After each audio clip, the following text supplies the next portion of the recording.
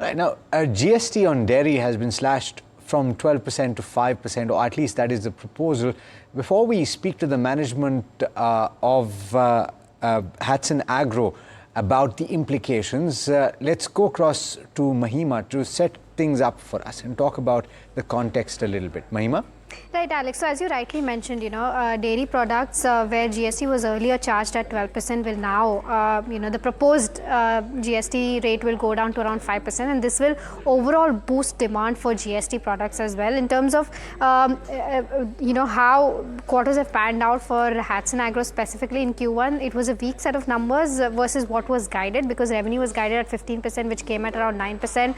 Plus, in terms of the overall volume growth as well, which was expected to be around 14 to 15%. Not the volumes, in fact margins which were expected to be around 14 to 15% came in at 13.9%. Even in terms of where the debt position stands as of FY25 is more than what the management guided. Even the capex that they had guided for, they've done more in FY25. So we'll have to see as to how this overall boosts demands.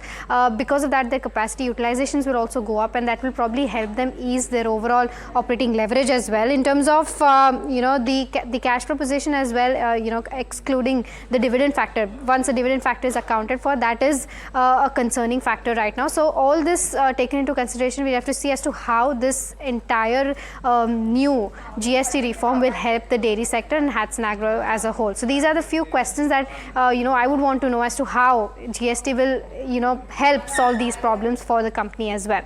Thank you so much, Mahima, for getting us this setup in terms of the expectation from the GST perspective and the outlook for the company. In fact, let's get in Mr. R.G. Chandramogan, Chairman at Hatsun Agro, to talk to us on NDTV Profit.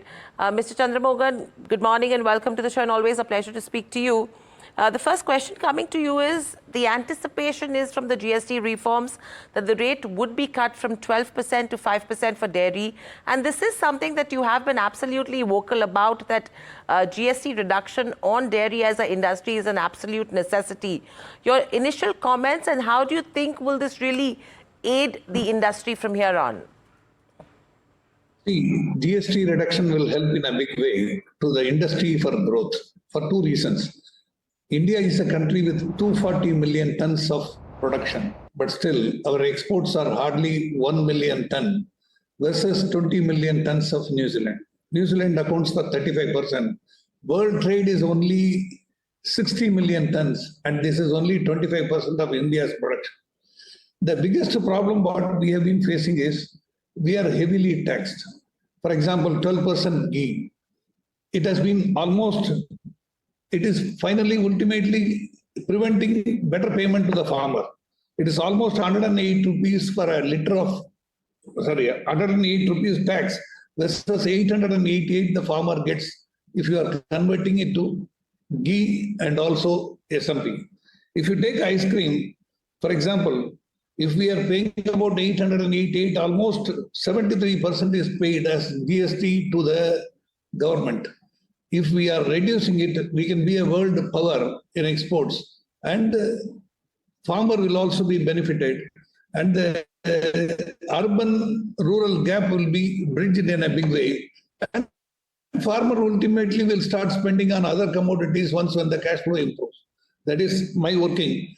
And in my opinion, all dairy products have to be considered at 5% instead of the slab of 5, 12, 18 and all that, including ice cream. That's my opinion. So, Mr. Chandramogan, net, would you expect this to spur demand meaningfully? 100% meaningfully, it will just increase. Because today, as I said, if 100 rupees a farmer is getting 73 rupees, taxation goes for ice cream.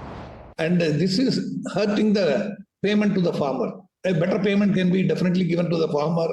This will initiate him to do better production, and we can be a powerhouse on exports. We were importing French fries. We are now exporters. We have been exporting basmati rice. We can also do it in dairy in a big way, and the country has got all the scope. Sir, in effect, what you are saying, that there is at least a three-pronged effect, in that it is better for the consumer, it is better for the farmer, and probability of having exports as well going higher.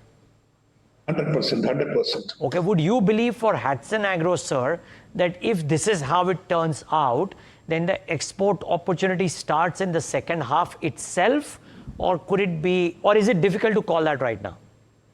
No, second half itself, the export will start happening because we are already exporting our own ice cream to about 8 countries and we are gaining momentum. And you are talking about the growth of 9%. We will end up at 15% for the half year without any difficulty. Mr. Chandramogan. This half itself, next half can be better. Yeah. Okay.